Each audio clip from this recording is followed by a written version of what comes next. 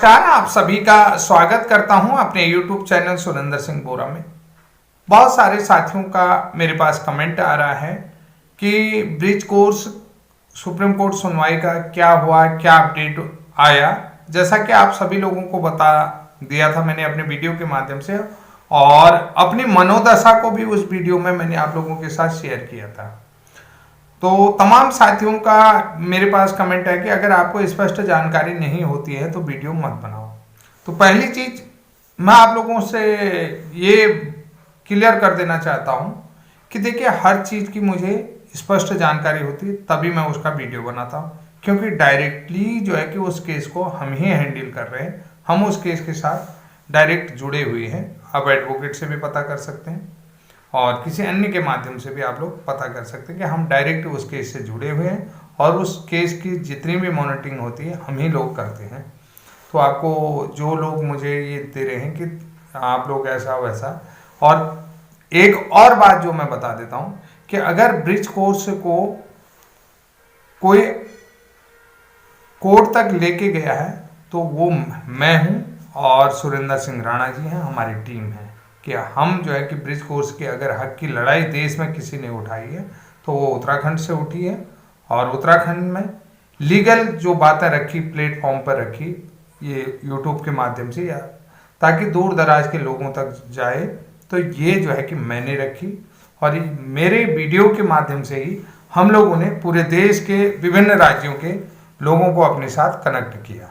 अब रही बात आपके सवालों की, तो जो लोग सवाल करते हैं कि भाई तुम्हें ये नहीं मालूम है, तुम्हें वो नहीं मालूम है, तुम्हें ये करना चाहिए, वो करना चाहिए।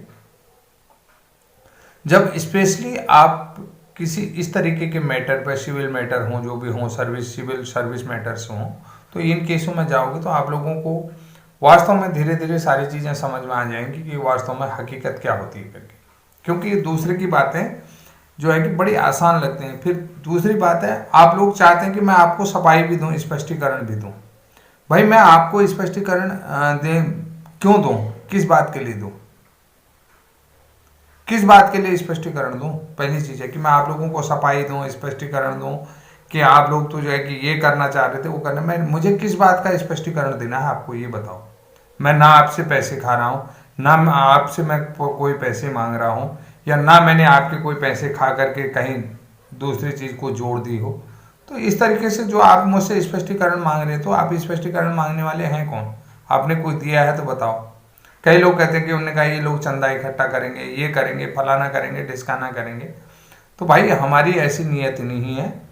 हम लोग अगर कोर्ट में भी गए हैं तो हमारा अपना निजी हित को देखते हुए गए हैं। निजी स्वार्थ जिसको कहते हैं, सीधी सी बात बताओ कि निजी स्वार्थ को देखते हुए हम लोगों की टीम बनी और सब लोगों ने अपना अपना कंट्रीब्यूट किया। उसके बाद हमने वकील हायर किया है।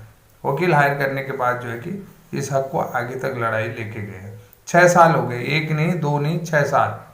6 गिनना बहुत, आप देखो ना, ये 1 2 3 4 5 6 साल बहुत होते हैं, तो ये समझ लीजिए। अब रही बात कि सुप्रीम कोर्ट में सुनवाई की, तो आपको बता देता हूँ 13 तारीख को सुप्रीम कोर्ट में मैटर लगा। मैटर के बारे में एडवोकेट ने कहा भी, लेकिन माननीय जजेज जो हैं कि वो इस मैटर को नहीं सुन पाए। वकील ने जितने अपने वो होती है कैपेसिटी या दायरा प्रयास जितना भी होता है, उन्होंने अपना निरंतर प्रयास करा, लेकिन फाइनली मैटर नहीं लग पाया। जो लोग कह रहे थे कि सुनवाई में क्या हुआ, तो मैं आप लोगों को बता देता हूँ, सुनवाई में अभी कुछ नहीं हुआ, और जहाँ पर केस था वो वहीं पर है, ये जानकारी के लिए बता देता हूँ। और 20 तारीख को मैटर फिर से लगा हुआ है। 20 तारीख को इस केस में आगे सुनवाई होगी। कब सुनवाई होगी कह रहे थे, तो 20 तारीख को ये मैटर फिर से सुना जाएगा। इसीलिए जो है आप लोगों को इतनी जानकारी देने के लिए मैं आया हूँ। और जो भी साथी हैं, जहाँ के भी हों, जिस भी राज्य के हों, अगर मैं कहता हूँ कि आप सभी लोगों को मेरे चैनल के माध्यम से निश्चित रूप से अच्छी जानकारी मिल जाती है, और यही जानकारी आप लोग चाहते हैं, इसी का स्पष्टीकरण चाहते हैं, ठीक है। और दूसरी बात, देखिए जितने लोग कोर्ट में हैं तो हैं, और आप लोगों को बता देता हूँ, अगर ब्रिज कोर्स से एक बार वैलिड हो गया, कंप्लीटली वैलिड हो गया, तो सारे लोगों के लिए रास्ते बन जाएंगे।